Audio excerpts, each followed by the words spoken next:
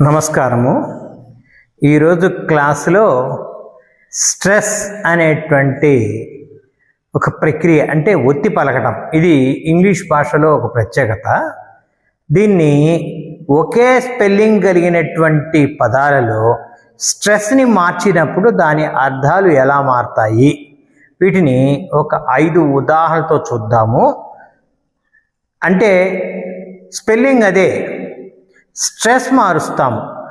మొదటి సిలబల్లో ఒకసారి స్ట్రెస్ పెడతాము, సెకండ్ సిలబల్లో ఒకసారి స్ట్రెస్ పెడతాం.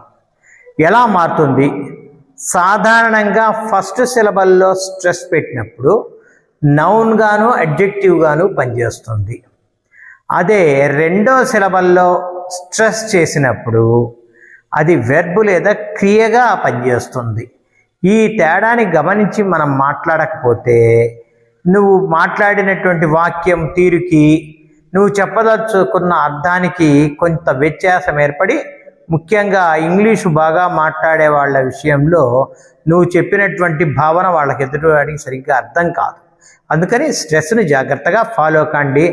స్ట్రెస్ పదంలో మొదట ఎప్పుడు పెట్టాలా, రెండో సిలబల్ మీద ఎప్పుడు పెట్టాలా, ఈ విషయాన్ని డీటెయిల్గా మనం చూద్దాం.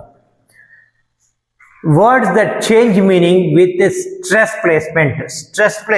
స్ట్రెస్ని ప్లేస్ చేసేదాన్ని బట్టి దాని యొక్క మీనింగ్ మారుతుంది. ఇక్కడ నౌన్ గాను అడ్జెక్టివ్ గాను పనిచేసేవి అవే ఇక్కడ వెర్బ్. ఇక్కడ చూడండి, మొదటి ఎగ్జాంపుల్గా రికార్డ్, RECORD ఒకే పదం, అయితే దాంట్లో మొదట స్ట్రెస్ చేసినప్పుడు అంటే ఇట్లా రాయొచ్చు.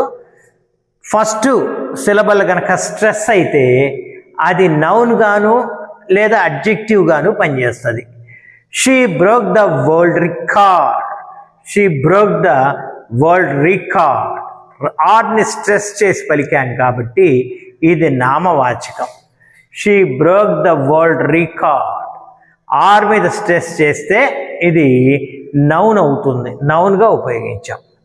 అదే ఒకసారి వెర్బ్ విషయంలో చూద్దాం. చూడండి, రికార్డులో రికార్డ్ అని పలుకుతాం, ఆర్ చాలా తక్కువగా పలుకుతాం. రికార్డ్ ఇలా పలికినప్పుడు ప్లీజ్ రికార్డ్ ద మీటింగ్. చూడండి అట్లా ఆ తేడా చూడండి. ఇక్కడ she broke the world record, ఆరు బాగా వినపడేటట్టు చెప్తే ఏమో నౌన్ అవుతుంది, ఖా గట్టిగా పలికామంటే వెర్బ్ అవుతుంది. అది ముఖ్యమైన తేడా. రెండవ ఉదాహరణగా ప్రజెంట్ అంటే గిఫ్ట్ అని నామవాచక రూపంలో. రెండవది వెర్బ్ విషయంలో ఎలా వస్తుందో చూద్దాం. She gave me a present. పీని గట్టిగా పలికాం కాబట్టి అది నౌన్ అయింది, ఆమె నాకు ఒక బహుమానం ఇచ్చింది. ఇక్కడ ఆల్ స్టూడెంట్స్ ఆర్ ప్రజెంట్ ఇలా పలికితే అడ్జెక్టివ్, అందరూ హాజరై ఉన్నారు. ఇక్కడేమో బహుమానము, ఇక్కడ హాజరై ఉన్నారు అని అర్థం. అదే సెంట్ కనుక గట్టిగా పలికామంటే I present my record tomorrow. ఇది క్రియ, అంటే నేను సబ్మిట్ చేస్తాను, ప్రవేశపెడతాను. ఇక్కడ పని అన్నమాట. అలానే మూడో ఎగ్జాంపుల్ చూడండి, కాండక్ట్. ఇది బాగా మనం వింటుంటాం. మనము నేను కాండక్ట్ సర్టిఫికేట్ తెచ్చుకున్నావా అని అడిగేటువంటి క్రమంలో మనకు టీచర్ సార్లు కూడా రాస్తుంటారు, కాండక్ట్ ఈజ్ గుడ్ అని రాస్తారు. కాండక్ట్ అంటే బిహేవియర్ లేదా ప్రవర్తన.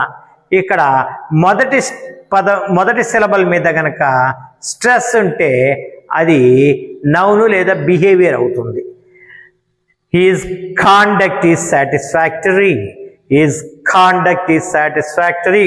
కా గట్టిగా చెప్పాం. అదే పదాన్ని హూ కండక్టెడ్ ద మీటింగ్. డా మీద స్ట్రెస్ పెడితే ఎవరు నిర్వహించారు. చూడండి, స్పెల్లింగ్ ఒకటే కాబట్టి స్ట్రెస్ మారిస్తే అంత అర్థాలు మారుతాయి, అది గుర్తుపెట్టుకోండి.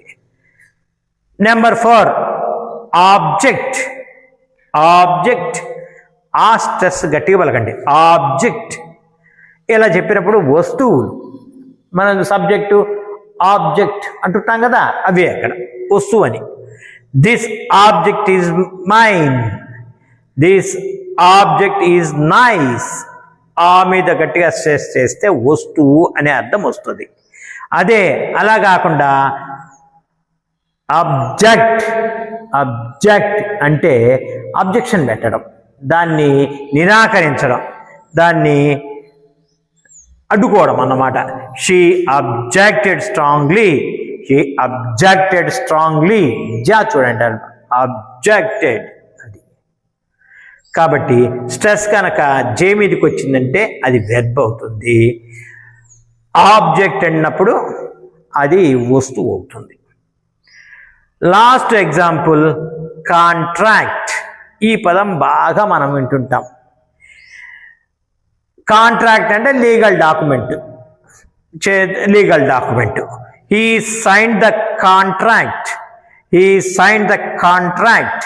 కా మీద స్ట్రెస్ వస్తే ఏమో లీగల్ అగ్రిమెంట్ అవుతుంది. కాంట్రాక్ట్ అంటాం కదా, ఈజ్ ఎ కాంట్రాక్ట్.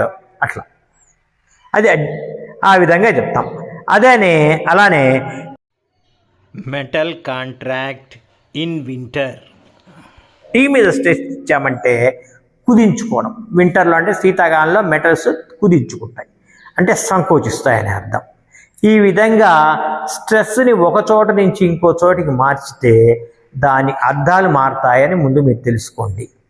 కాబట్టి ఇంగ్లీష్ని చాలా జాగ్రత్తగా వాడటం అలవాటు చేసుకోండి. మీకు ఈ వీడియో నచ్చితే లైక్ చేయండి, షేర్ చేయండి, సబ్స్క్రైబ్ చేయండి. అలానే బెల్ ఐకాన్ కూడా నొక్కండి. మీకు వచ్చినటువంటి డౌట్ అని కామెంట్ సెక్షన్లో తెలియచేయండి. నా లెసన్ టీచింగ్ మీకు ఎలా ఉందో తెలపండి. ఎందుకంటే మేము కోరుకునేది మీ దగ్గర నుంచి అదే. మీరు బాగుంది సార్ అంటే ఇంకాస్త బాగా చెప్తాము, ఉత్సాహంగా చెప్తాం. కాబట్టి అది మీరు గమనించగలరని మరి కోరుకుంటున్నాను. జై హింద్.